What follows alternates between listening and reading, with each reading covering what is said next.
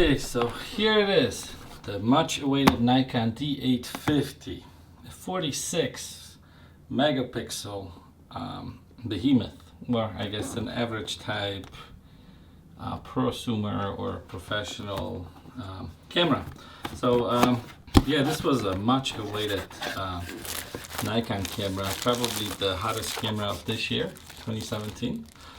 So here I'm just presenting a simple unboxing because I want to do a review of this later on. And what do we have here? These are the standard instructions. Still get the very thick booklets. Then we get the Nikon strap, or Nikon strap, D850. We got a battery charger. This here is a different plug for 120 volts, it looks like. What's this here? I guess this is a port protector. So this would go on a camera and protect the ports. This is very nice. Okay. And we got the Nikon standard battery. Looks like a 1900 milliampere battery. Okay, and we got a USB 3. It's not the C type, but it's just a USB 3 connection, which is still nice. This is supposed to be 5 gigabits per second connection. Okay. And now here is the camera. So that's all there is in this box. Now this thing, surprisingly, it's only $3,300. At first we thought, whoa, this looks nice. Okay, what do we got here? We got the tilt screen. Okay. Can we go like this? Okay, nice. Alright, so here's the camera. Okay, let's dive into this is the sensor. Well, I guess we don't see a sensor because the mirror's in there. Feels rather light. Almost feels like a D750 type grip here. The body's a little bigger. Viewfinder's also much bigger. But yeah, so here's the camera. Let's oversee the ports. This would be the mini HDMI connection, USB 3 connection, microphone and headphone jack. And these are the flash sync cord and a timer kind of multi-accessory port here. We have a function button, preview button, autofocus, manual focus, lens release, bracketing button. Now this is kind of standard Nikon dial. Okay, with the mode quality buttons here, on off, dedicated video button, ISO, white balance, exposure, menu, function 2, video live view. Okay, it'll take a while to get used to these buttons here. Okay, diopter settings, joystick. Okay.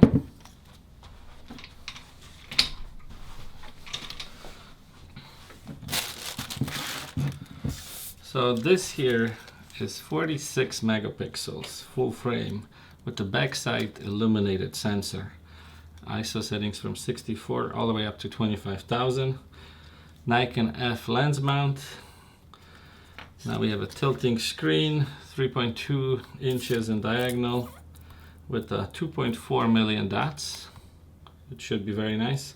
Max shutter speed on here is a 1/8,000th of a second, which is pretty standard. Video recording is MPEG-4 with a dual card slot. Let's look at the card slots here. So we have the XQD, that's the big one, and then SD card. UHS-2, SDHC, and SD8XC supported. That's really nice. The weight here is only 1,005 grams, and it seems rather light, especially without the battery.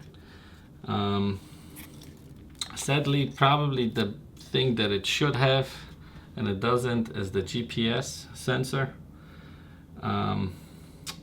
I find that I love shooting pictures with the GPS sensor, like on a cell phone. It just makes tagging and everything really simple. You can view them on a map, view them by location. So I think that should be a standard accessory. Now I think it actually mounts right in here as well. That goes right in here. So I don't know, they want to, I don't know what the cost right now, but I think it's about 200 bucks. Okay, so with this battery here, supposedly the shots were rated at what, 1800 shots? I think, yeah, 1800 shots with this little battery, which is amazing. I don't know if you get to use the LCD screen then or not. Now if you use the optional, the big battery with the battery pack, then it goes up to like 5,000, which is totally ridiculous. Okay, shows empty. Let's turn it on. Now this here, it's a first one for Nikon. It's a full frame 4K video mode. Sadly only 30p, but still that's great. They have a 24 and 30p and 4K. Not sure how good that's gonna be compared to like a Sony a7 II,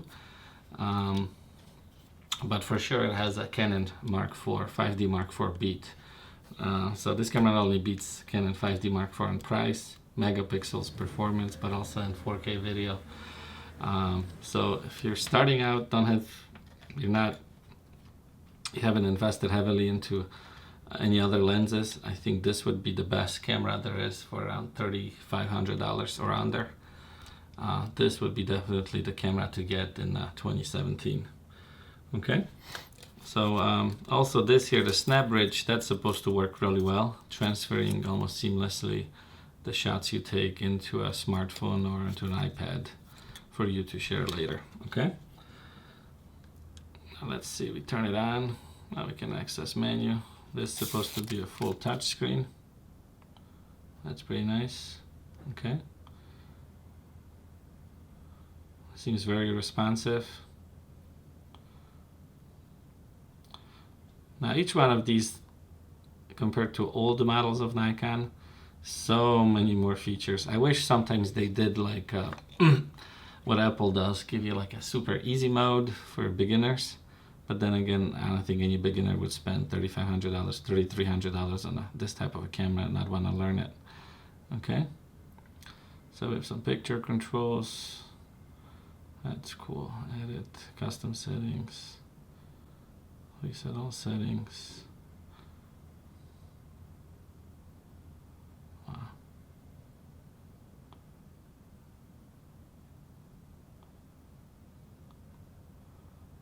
That's pretty cool. So other first impressions are that this rather feels a bit plasticky. Feels empty. I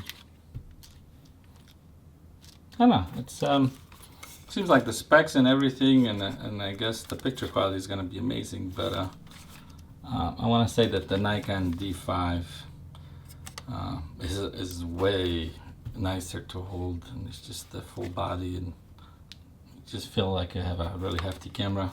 But obviously, it cannot match the 45 megapixels with, you know, almost a third of the pixels. So yeah, I mean, definitely, first impressions are still high. It's just the body just feels kind of hollow or empty, I guess. But when it feels light, it may be good for people that don't want to carry a lot of weight. Not sure that this has a magnesium body. Okay. All right, well, thank you so much for watching. This has been an unboxing and first impression of the Nikon D850.